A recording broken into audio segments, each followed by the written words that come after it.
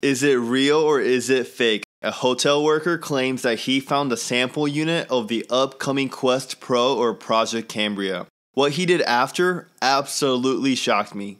He didn't just take the picture of the box, he went ahead and shared an unboxing video on Facebook. What a legend. From the looks of it, the packaging of the box looks very similar to the Oculus Quest 2's packaging, and in this case of the photo, it's listed at the top right as 256 gigabytes, and the label also includes "Not for resale, engineering sample." Initially, some people in the community did not believe these pictures were real and called them as fake. As seen in an unboxing video, the headset is pulled out exactly, like very precisely, looks like the leaked file schematics shared by the YouTuber and VR leaker Brad Lynch. The headset has 5 cameras in total, 3 in the front and 1 on each side of the headset. The controller exactly matches the drawing, as well as Meta ditching the tracking rings on the controller seen on the Oculus Quest 2 controllers. What do you guys think about this leak? Real or fake? I do think this one is a real leak, as there are too many things that line up from previous leaks. I am also an optimistic guy, so take that with a grain of salt. The official release of the Quest Pro will take place during Meta Connect conference, which will be held on October 11th, which is less than a month away. If you're even a little curious about the Quest Pro, mark your calendar for that date, or don't, as I'll be sure to cover everything they'll announce during this one-day virtual event. The choice is yours. From the previous leaks, the sources claimed pre-orders will start on October 11th and the headset to be released on October 25th. That literally matches the date of this conference, so I have a lot of faith in the October 25th release. You know, you do have to give some props to Meta, as this first legit leaked photos came only a month away, whereas other technology devices get leaked usually much before a month to go.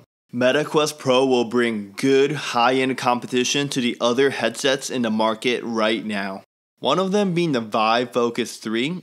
Right before the planned release of Meta Quest Pro, which will feature eye and face tracking, the Vive Focus 3 also gets an upgrade of eye and face tracking.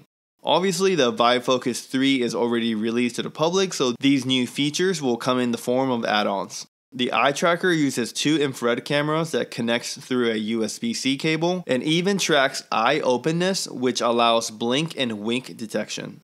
For the face tracker, it uses 1 camera to track 38 different shapes across the lips, jaw, cheeks, chin, teeth, and tongue. The eye tracker comes in at $249 USD and the face tracker at $99 USD.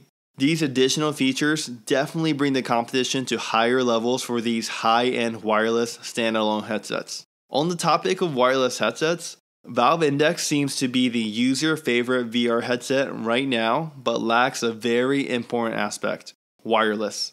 I covered the Kickstarter project from an Australia-based startup, Nofio, previously.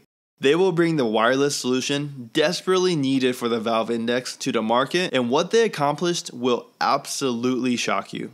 Less than 24 hours after the launch of the Kickstarter campaign, the campaign blasted through the funding goal of $315,530 Australian dollars and almost doubled it. The wireless adapter is planning to ship its first production starting in April of 2023.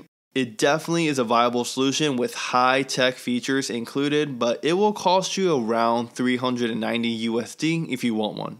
Pretty expensive, right? What's not expensive is the charity being hosted by Puzzling Places.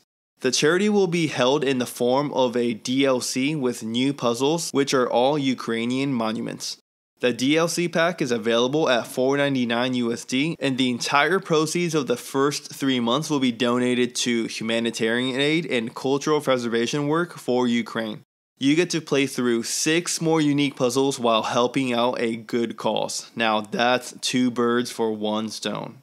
Now let's get into the game releases of the week. First, we have Into the Radius. This was a super popular PC VR title brought over to the Oculus Quest 2 for standalone VR action, and the town is in a state of constant decay. Mysterious creatures are running, and there's no one else around to back you up. This is a single-player survival shooter where you find yourself in the middle of a blinded zone cut from the outside world. Next is Librarium. Let's face it, traditional study methods are boring. Librarium helps you learn faster, remember more, and ASTAT test all while having fun. The University of Maryland study showed memory training in VR had an increase of 33% for long-term memory retention. You can study different subjects you can choose from. The more you study, the more you can explore. Now, if you want to learn about everything we know for the upcoming Quest Pro, check out the video on the right. And if you missed last week's episode, check out the video on the left.